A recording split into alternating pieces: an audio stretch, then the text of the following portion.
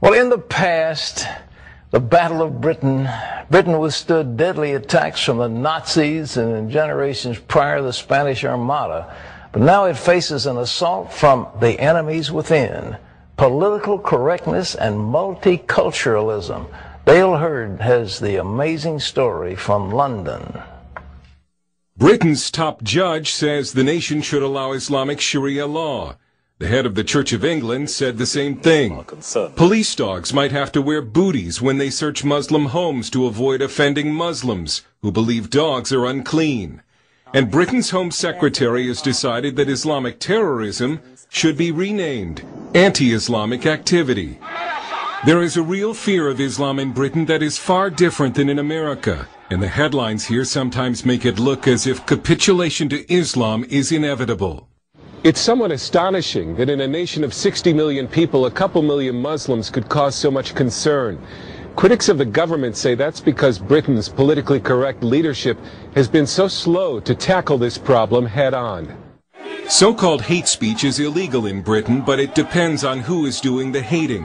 When these British citizens protested the Mohammed cartoons at the Danish embassy in London in 2006, they expressed their allegiance to terrorists. They called for beheadings and nuclear attacks. British police arrested no one until there was a public uproar. Compare that to when a British news program exposed violent rhetoric in local mosques. British police initially decided to charge not the radical imams who were promoting violence and bigotry, but the news program that did the report for allegedly stirring up racial hatred. But the wake-up calls over political correctness have been getting more frequent and more horrific. It could be argued that Britain's commitment to ethnic diversity cost this woman her life. Banaz Mahmoud's family tried repeatedly to kill her because she left an arranged marriage and allegedly stained the family honor. Banaz recorded this video account from a hospital bed the first time her family tried to kill her.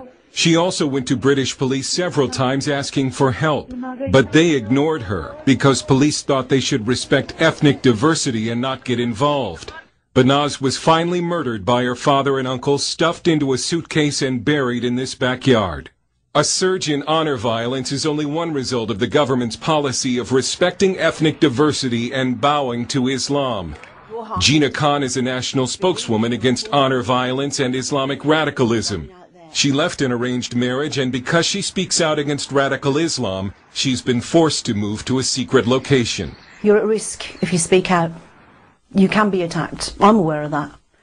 But there comes a time when silence becomes a sin, a guilt.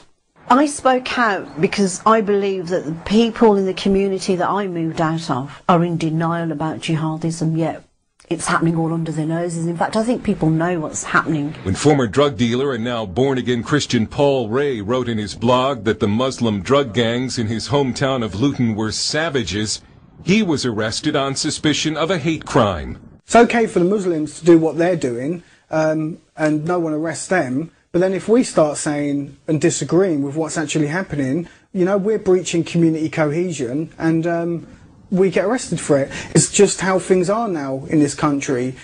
If we speak out or say anything against the protected species, Islam and Muslims. Paul Ray fled Britain after this interview because of threats against his life from Muslim gangs. Whole sections of Britain are now considered dangerous no-go zones for non-Muslims. Sally McNamara is at the Margaret Thatcher Centre for Freedom at the Heritage Foundation. When you have a government who is so hampered by political correctness that they're unwilling to assert national values of tolerance, of rule of law, of human rights and women's rights and that sort of thing, then you're creating mixed messages where you're saying the extremists can flourish.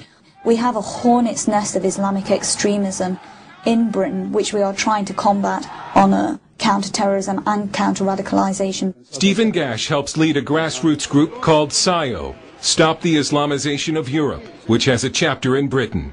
They're discriminating against the majority people in Europe now in favour of the Islamists and Muslims. And the way we're going to be taken back to the Stoning Age. So you're now branded racist, Islamophobic or neo-Nazi if you speak out against Islam. But at least one study shows that most British Muslims don't want Sharia law. A lot of Muslims came here to escape it.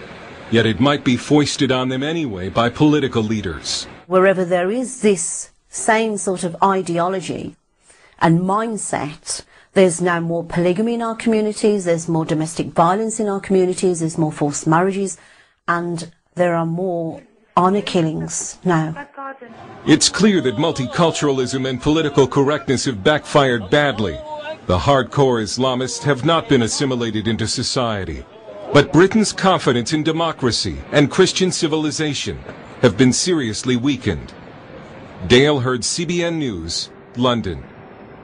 Thanks, Dale. Terry, that's so alarming, and it just grieves you because the British have such great traditions of freedom, and to see, actually, they were targeted. The Muslims targeted Britain. They literally wanted to take Britain over. And if the Brits just hold steady and let it happen, then they're going to, these small minorities are going to succeed. But there's a clear, if I can use the term plot, plan, whatever, to take that country over. I think what's disturbing about it is you clearly can see what's happened. Oh. What you can't see is that there's any kind of a plan to counter that in place. When the British have lost their faith in Christianity, then they're wide open to anything to come in. And unless you're unavowedly Christian, you're going to be subject and submissive to so many things. But just think of all these Muslims who came to Britain to get away from Sharia, and now the Archbishop of Canterbury and others are saying, well, we might be having Sharia. Well, who in the world wants to have Sharia in a modern European country? But that's going to be forced on people. No, well, wake up!